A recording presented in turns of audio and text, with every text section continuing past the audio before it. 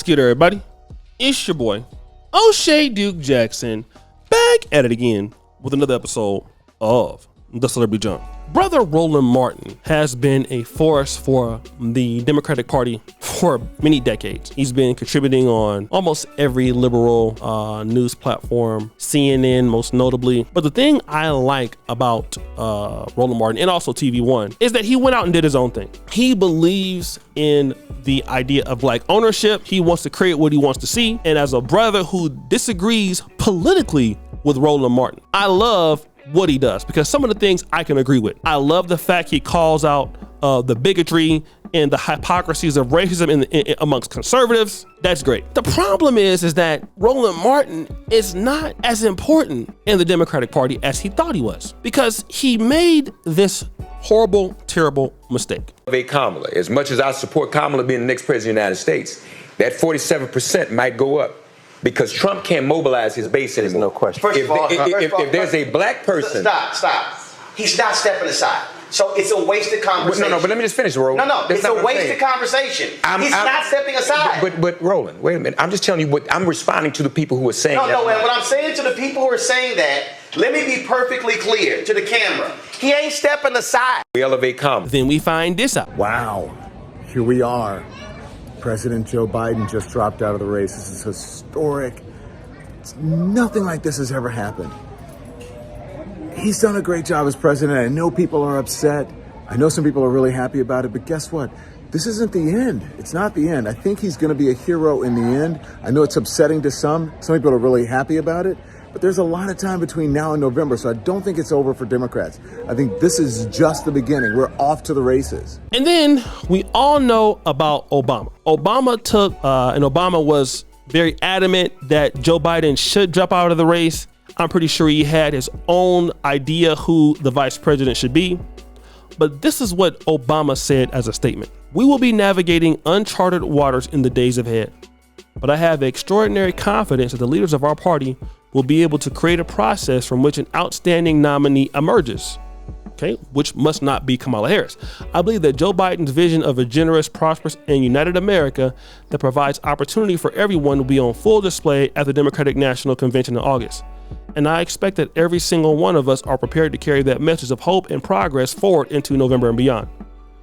For now, Michelle and I just want to express our love and gratitude to Joe and Jill for leading us so ably and courageously during these perilous times, and for their commitment to the ideals of freedom and equality that this country was founded on." Now, these perilous times are the perilous times that Joe Biden has created, unfortunately, Mr. Former President. But Mr. Roland Martin was furious about this. He was furious. What did he say? "So Bill Clinton and Hillary Clinton are endorsing VP Kamala Harris, but Barack Obama is pushing the open Democratic convention? Are you serious? That's pathetic. He should be endorsing Harris now. I'm beyond disappointed in the lack of leadership." With all due respect, Mr. Roland Martin, you are an excellent political debater. I am not as talented in politics or political history as you. I would ask you a question. You're disappointed in, as you would say, the leadership in the Democratic Party simply because you feel a former president did not endorse Kamala Harris. Are you not disappointed in the Democratic Party's rule of Black America over the last 60 years? You're not disappointed in that outcome? Are you not disappointed that the single motherhood rate went to what it is, that educational systems in Black cities have been what they are, that Black wealth has even diminished in comparison to the 40s or the 50s with Blacks? Are you not upset about that? And it's crazy that a lot of talented Blacks who are Democrats forget about everyone else. And that's the problem with elites. You know, when you start making some money and you start doing very well, and he's worked hard for whatever he has, you forget about everything else and everybody else. This is a problem that we have, okay, in our community. We forget about who is suffering because, hey, we're not suffering. Let me give you an example of what I'm talking about. I live in Uganda, you see, and when I got here, of course, it was very difficult for me, and some days are very strenuous for me. I had to realize that I do have a level of privilege. in my lifestyle that I live, although it is normal to me, the normal Ugandan doesn't experience the things that I experience. Although it would be normal to an American, I live a normal American life here. That would mean a great life to the average Ugandan person. Just the things I'm able to do every day, which some people can do that here, which is, go out and spend $25 on a meal every day. It doesn't hurt me. That's normal for a lot of Americans. It's not normal here. So when I look at the experience of what I'm going through, I'm judging it through my eyes. I'm not looking at it from the person that don't have but $5 every day, or maybe have, $2 a day and 4 kids in the house and have to hustle to get their money. I don't see the world from that point of view. So when I make my decisions based on the country, I'm not looking at it from how the rest of the people look at it for, and what they need. See, that's what happens when you get success. You start looking at things from your point of view and not what the community and how the community is suffering because you're so far removed from it. You see, I'm not so successful that I don't remember growing up poor.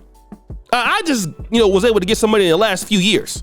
But from age 0 to like 34, 33, I knew exactly what it was like working, living a hard life in average Black America, despite my talent. Thank God I did live in America, one of the greatest countries in the world, that give you another chance. You can go to school. You can continue to grow yourself. That's the beauty of America. But that's not the same place everywhere else. And see, we forget about that. So when we're over here talking about the Democratic Party and we're disappointed in their leadership, you should be disappointed at the Black community don't have the resources that they wanted when Bill Clinton was pushing the crime bill and not giving the community resources to build job training centers and businesses and investments into urban Black areas. Instead of building jails when he was building jails. Instead of giving the resources to the community, which he said he was going to do in 1992, but he didn't do that. Now you're upset at this? Look at the hypocrisy of these guys. You cannot tell me these are people that care. And I believe that Roland Martin cares more than Van Jones, but it's not that much more. These guys are political elites that have a plan that is intertwined with the plan of somebody else to destroy Black America. It's evident. There is not a Black person that can sit back and tell me that Joe Biden will do anything for our group despite our loyalties to him or Kamala Harris or Obama. There's no way you can explain it and tell me that you're serious and look me in the face and say, improve with numbers, how the Black family has progressed underneath this tyrannical rule, under this Democratic dictatorship. Go ask the people in Chicago who are over there complaining to Brandon Johnson every board meeting about how these immigrants are coming into their Black communities in the west side of Chicago and people like Cata Trust, and how these aldermen are forced to bring these people in here because Biden signed the executive order to bring these people out. Then when it comes time to run for president, all of a sudden he wants to stop those migration patterns in which he let in these people that have been suffering at the hands of these immigrants, some of the people who have deleted some of these youth. There's a white woman in Georgia, unfortunately, lost her life. These people who have committed crimes in New York City. I was listening to a story of a Hispanic man who bought a house in the Pilsner area of Chicago, I believe, where that district is. And he can't even go outside because immigrants are peeing out there with some of them with their genitals out. And he's afraid to send his kids to the park. And he pays that money. He works day in from can't see in the morning to can't see at night. And they're begging their Alderman Lopez for help. Please get these homeless shelters, these immigrant shelters back up so we can live our lives again.